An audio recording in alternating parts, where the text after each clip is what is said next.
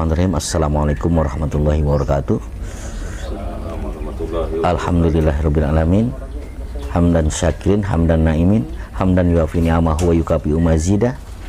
Ya Rabbana lakal hamdu laka syukur kama yanbaghi li jalali wajhikal karim wa azimi sultanik. Allahumma shalli ala sayyidina Muhammad wa ala alihi wa sahbihi ajma'in.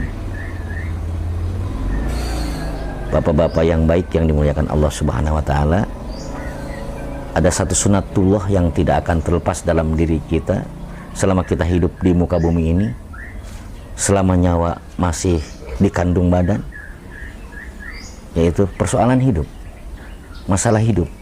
Semua orang pasti punya masalah hidup. Ingat kunci orang beriman, sebagaimana dalam hadis kunci, kata Allah, inna dzanni abdi bi, in dzanna khairan fa khairun, wa in dzanna syarran fa syarrun. Aku ini dalam persangkaan hambaku. Jika hambaku menyangka aku baik, maka aku akan berlaku baik terhadap hambaku ini. Tapi jika hambaku menganggap aku jahat, maka aku akan berlaku jahat terhadap hambaku ini. Keadaan seperti ini, husnuzan sama Allah. Oh, berarti selama ini banyak kotor, banyak dosa.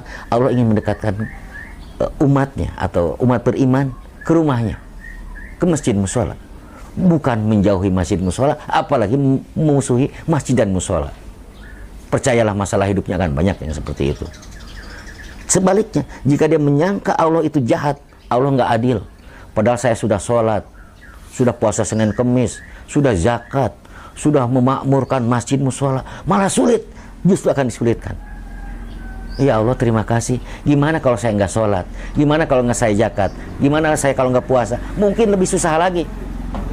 Saya tinggal tulang belulang. Ya Alhamdulillah. Nah, kita ini sebagai orang beriman, alhamdulillah Allah sudah menyediakan dua fasilitas kalau kita punya masalah. Ingat, jangan minta tolong kepada mbah dukun, kepada siapapun ya, malah bisa jadi sengsara, menambah beban masalah. Sekali kita datang ke tempat dukun, 40 hari ibadah sholat kita nggak diterima.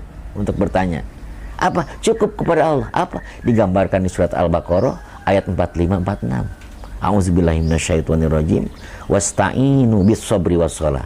Wa innaha lakabiratun illa alal khasiin alladzina yadhunnuna annahum mulaqu rabbihim wa annahum ilaihi raji'un. Hei orang yang beriman, ketika kamu punya masalah, wasta'inu, minta tolonglah. Apa alat minta tolongnya? Bisabri, sabar. Wassalat. Wa innaha lakabiratun illa alal khasiin. Sesungguhnya salat itu teramat berat kecuali bagi orang-orang yang sudah tunduk pasrah kepada Allah. Apa artinya dari ini semua? Terkadang kita punya masalah, salah menerapkan. Kita lagi marah-marah, lagi kesel, entah sama siapa aja, sama orang atau sama siapapun kesel. Biar nggak kesel, salat dulu, nggak bakal khusyuk. Terbalik, selama ini kan kita gini, lagi marah-marah, mentang-mentang, ayo kalau setan itu dari api itu bisa padam dengan air. Bisa adem dengan air, langsung sholat, tapi hati kita masih marah, nggak bakal ada jalan keluar. Ini yang kekeliruan di kita kadang-kadang. Padahal saya udah sholat ya, kenapa begini? Kenapa? Karena kita belum menguasai diri kita. Lalu bagaimana? Sabarkan dulu, tenangkan. Itu artinya tenangkan dulu diri kita.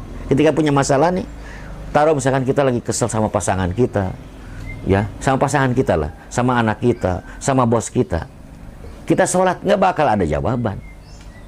Tenangkan dulu. Apa cara menenangkan kita? Pertama, ada cara. Ketika kita sedang marah, dengan keadaan seperti sekarang, rezeki susah, mana ini harus bayar, ini bayar itu, harus banyak yang harus kita lakukan. Marah aja kita. Lihat dulu langit. Coba lihat, pandanglah langit yang begitu luas. Berarti udah pandang langit, karena lama-lama kita merasa turun temperatur kita. Terus duduk, rasakan positif hidup ini. Ya Allah, kalau ya itulah saya bilang, berprasangka baik kepada Allah. Nah, setelah kita udah menguasai diri kita, menghadapi apa juga, kuasailah, minimal kuasai, lalu ambil air wudhu, bisabri was sholat.